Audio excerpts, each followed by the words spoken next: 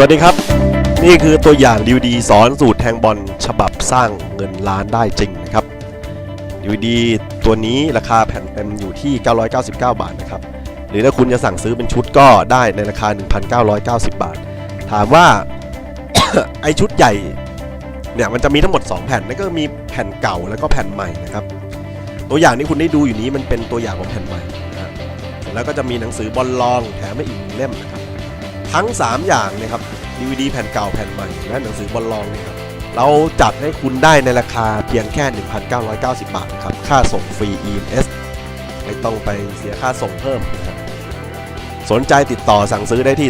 0947093582 นะครับรายได้ส่วนหนึ่งมอบให้กับมูลนิธิปันน้ำใจให้แมวจรและรักษาระดมทุนรักษาแมวจรทั่วประเทศไทยนะครับโทรกันเข้ามาได้ที่เบอร์นี้นะครับ 0947093582 หรือ ID Line นะครับทีเด็ดบอลวินก็ได้นะทีนี้เรามาดูครับตัวอย่างของสูตรนี้กันนี่คือตัวอย่างสูตรบอลลองที่น่าเข้าแบบคนคาดไม่ถึงแล้วครับน่าสนใจไอ้ตัวนี้คือบอลลองที่คนแบบไม่คาดไม่ถึงก็พูดง่ายๆว่าเป็นคนแบบแห่ต่อนั่นเองนะครับเรามาดูเงื่อนไขการหาราคานี้นะครับ 1. หาบอลลองที่ชื่อชั้นของทั้ง2ทีมห่างกันมากๆนี่นะครับนี่1เงื่อนไขแล้วนะ 2. อันดับของทีมต่อต้องห่างจากทีมรอง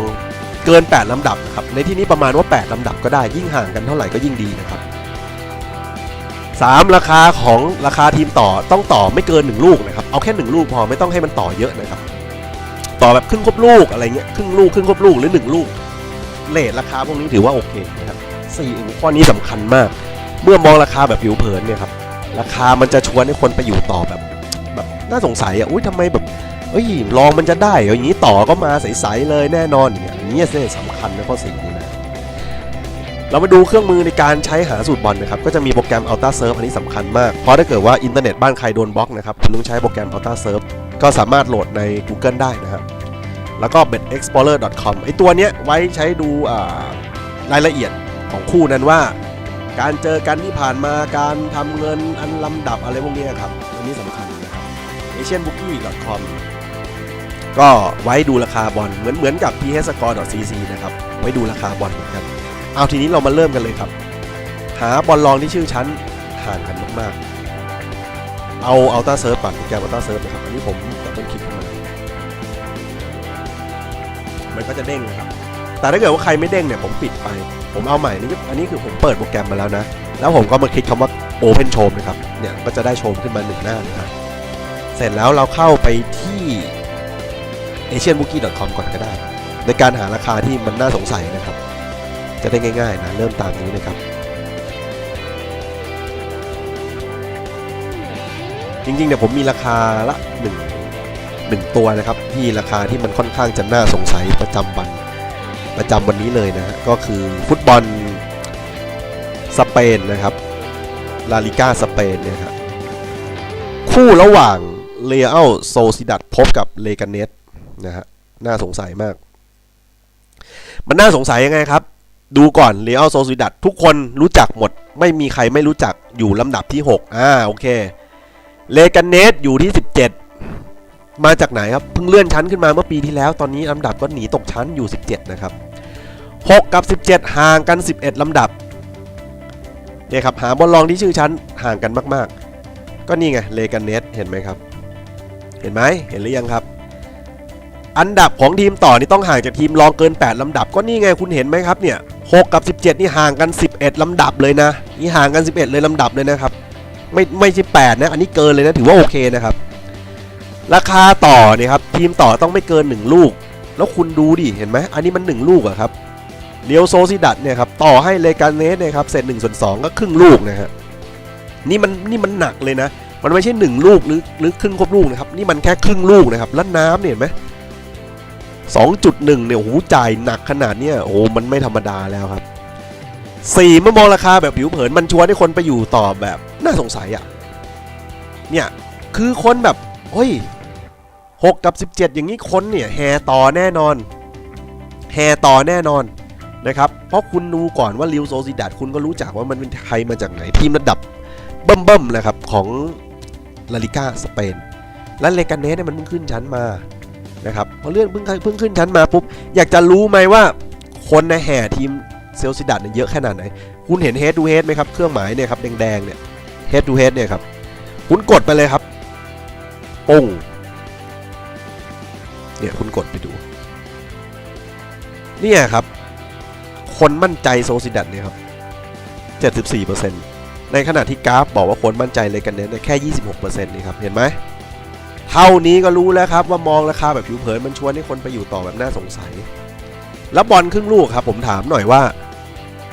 เม็ดเดียวยิงได้เลยใช่ไหมครับพอเม็ดเดียวยิงได้เลยเนี่ย6กับ17คนก็โอ้ยมั่นใจโอ้ย6มันตายห่า17จะไปกล้าลองได้ไงว่าลูกนึงก็ยังไม่กล้าลองเลยใช่ไหมครับแต่อันนี้สำคัญคุณไปดูทีมเยือนหน่อยนะครับอย่าคิดว่ามันกระจอกนะครับ17นี่จริงๆมองผิวเผินเนี่ย6นี่มันกิน17อยู่แล้วยังไงก็กินครับแต่ขอให้ดูไส้ในนิดนึงซึ่งหลายๆคนพลาดตรงไหนมาดูกันครับเห็นไหมครับเซบีย่ากับเลกาเนสวันนั้นเซบีย่าเนี่ยชนะเลกันไม่ชนะด้วยครับเสมอ 1-1 ด้วยเลกาเนสกับมาลาก้าเลกาเนสเล่นในบ้านเนี่ยครับเจอกับทีมใหญ่อย่างมาลาก้าถือว่าใหญ่เหมือนกันนะเสมอ 0-0 ไม่แพ้นะครับเลกาเนสเปิดบ้านชนะแคนาดา 1-0 เพราะนั้น3นัดหลังของเลกาเนสไม่แพ้เลยครับแล้วเสียแค่ประตูเดียวเนี่ยเห็นไหมครับเหนียวมากเห็นไหมครับเสียแค่ประตูเดียวและเสียแค่ให้ทีมใหญ่เซบีย่าไปเยือนด้วยเพราะนั้น3นัดเหนียวแล้วคุณดู3นัดของเรอัลโซซิดัดเห็นไหมครับบุกไปแพ้อาราเบส 1-0 เปิดบ้านแพ้บิลเบา 2-0 บุกไปชนะลิเบติส 3-2 เพราะนั้น3นัดของเรอัลโซซิดัดชนะแค่นัดเดียวแพ้2นัดเพราะนั้นเนี่ยอย่าไปคิดว่าเลกาเนสเนี่ยดูผิวเผินเหมือนกระจอกแต่จริงไม่กระจอกนะครับแล้วมันมีทีเด็ดกว่านั้นเห็นไหมเลกาเนสบุกไปบ้านบาร์ซ่าแพ้แค่ 2-1 นะครับเนี่ยแพ้แค่ 2-1 นะครับบาร์เซโลนายังชนะเลกาเนสได้แค่ 2-1 เพราะฉะนั้นเนี่ยมันดูไส้ในมันเหมือนจะกระจอกแต่เอาเข้าจริงไม่กระจอกเลยครับด้วยเหตุผลที่ว่ามาทั้งหมดนะครับคนมันก็เลยไปแห่โทษทีคนก็อยู่ไปเลี้ยวโซซิดัดกันหมดเลยเห็นไหมครับเนี่ยคลิก head to head อีกครั้งนึงก็ได้ครับเห็นไหมครับเห็นไหมไปพลาดจุดเล็กๆน้อยๆเนี่ยครับเห็นไหมเลกาเนสเล่นนอกบ้านเหนียวนะครับไม่ใช่กระจอกนะครับทีนี้เราไปดูโดยละเอียดอีก1อันนะครับเข้าไปดู betexplorer.com เดี๋ยวคนจะพลาดนะเดี๋ยวคนจะพลาดไม่อยากให้ทุกท่านพลาดกันด้วยราคาที่แบบมันดูผิวเผินมันต้องโอ้โหมันกินกันใสๆแน่ไม่เอาครับพลาดกันมาเยอะตายกันมาเยอะแล้วอย่าไปพลาดกับราคาลักษณะนี้ครับไม่ดีแน่นอนนะครับเรามาดูสเปนนะครับทีมชาติสเปนเซอร์เบียสเปนนี่ไงลีกลาลิก้านี่ครับคลิกทับมาได้เลยปุ่งเนี่ยครับเลกาเนสอยู่17เรียลโซซิดัดอยู่6โอ้โหดูผิวเผินอันดับห่างใช่แต่คุณกดฟอร์มล่าสุดดูครับกดฟอร์มล่าสุดปรากฏว่าเลกาเนสเนี่ยครับดีกว่าเลยเอาโซซิดัดด้วยซ้ำไปครับดีกว่าด้วยซ้ำไปเพราะฉะนั้นนะครับเดี๋ยวเราไปดู head to head กันก่อนนะอันนี้มันเป็นทีมน้องใหม่จริงๆนะเลกาเนสเนี่ยที่ผมอัดวิดีโออยู่ตอนนี้นะครับดูเรียลโซซิดัดนะครับกับเลกาเนสเนี่ยเพิ่งเคยเจอกันนัดเดียวเห็นไหมครับเพราะว่าเลกาเนสเพิ่งเลื่อนชั้นมาแล้ววันนั้นเลกาเนสก็แพ้ให้โซซิดัดเนี่ยครับสถิติการเจอกันก็ไม่ดีกว่านะไอทีมเยือนเนี่ยแล้ววันนั้นแพ้แบบย่อยยับเลยครับ 0-2 น่ะเห็นไหมแล้วทำไมวันนี้อยู่เรียลโซซิดัดอันดับห่างกันขนาดนี้ต่อกันแค่ครึ่งลูกครับไม่ใช่แล้วครับวันนี้คนแห่แทงเรียลโซซิดัดจริงแต่เชื่อไหมครับวันนี้เลกาเนสจะไม่บุกมาเสมอก็จะบุกมาทุบเรียลโซซิดัดได้เลยเพราะลักษณะสำคัญของราคามันคือบอลล่อให้คนไปอยู่เรียลโซซิดัดเท่านั้นนะครับเห็นไหมเหตุผล4ข้อที่ว่ามันเนี่ยมันก็เพียงพอแล้วที่จะให้คนไปอยู่ทีมต่อดังนั้นครับเราจะมาอยู่ทีมรองเลกาเนสกันแบบเท่ๆเลยนี่ครับเท่ๆในครั้งนี้ก็คือหาบอลรองที่คนเข้าไม่ถึงแบบคนคาดไม่ถึงนะครับเดี๋ยวมาดูนะครับว่าบอลจบเนี่ยเลกาเนสจะทำได้ตามเป้าจริงหรือเปล่าจริงไม่รู้แต่เรื่องนี้มีจริงๆครับเดี๋ยวจะหาว่าผมโม้หรือแบบอุปโลกเรื่องมาพูดกันเล่นหัวทำมาแอป หลอกกันหรือเปล่าไม่หลอกครับมาดู livescore.com เลยนี่นะครับเข้าเว็บ livescore.com เพื่อที่จะให้รู้ว่าเฮ้ยผมไม่ได้มาหลอกพวกคุณนะเรื่องพวกนี้มันมีจริงๆนะครับมันมีจริงๆเนี่ยคุณไปดูสเปนนี่ครับสเปนตอนนี้มันยังไม่แข่งมันแข่ง5 ทุ่มครึ่งตอนนี้เวลาที่ผมบันทึกเทปอยู่เนี่ย19:16 นาทีโอ้ยังเหลืออีกหลายชั่วโมงครับนี่เราวิเคราะห์กันแบบส่วนๆเลยครับวันนี้เลกันเน็ตไม่บุกมาเสมอเรอัลโซซิดัดก็อาจจะบุกมาทุบได้เลยเพราะนั้นลองได้เลยครับครึ่งลูกลองเลยครับเลกันเน็ตครึ่งลูกรับรองครับมีหาแน่นอนเดี๋ยวไปดูครับบอลจบจะจริงอย่างที่ผมว่าจริงหรือเปล่าครับ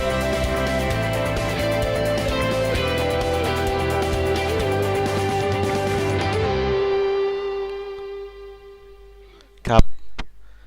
หลังจากที่วิเคราะห์กันไปนะครับวิเคราะห์กันไปว่าผมคิดว่าวันนี้ทางด้านของเรกาเนสนะครับจะบุกมาเสมอหรือไม่ก็บุกมาชนะทางด้านของเรอัลโซซิดัดนะครับตอนนี้เราจะมานับถอยหลังกันนะฮะเห็นไหมครับตอนนี้90 นาทีแล้วผมคิดว่าทางด้านของเลกาเนสนะครับจะไม่บุกมาเสมอก็จะบุกมาชนะเรอัลโซซิดัดคือพูดง่ายๆว่าครึ่งลูกยังไงก็ต้องมีนะครับ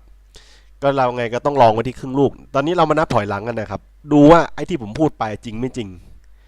นะครับหมดเวลาการแข่งขันครับ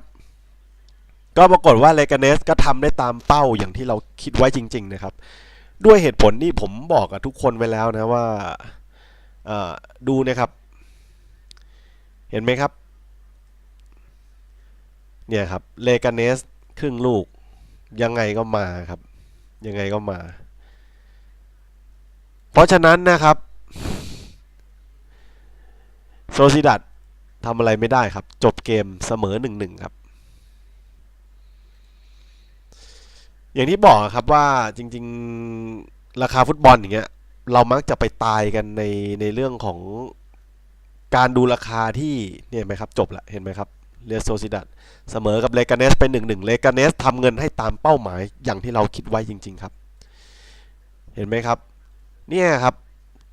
ย้ำกันอีกทีนึงครับที่ตายส่วนใหญ่นะครับเห็นไหมอันดับโอ้โหเห็นมันเหมือนจะห่างกันเป็นกิโลเลยครับ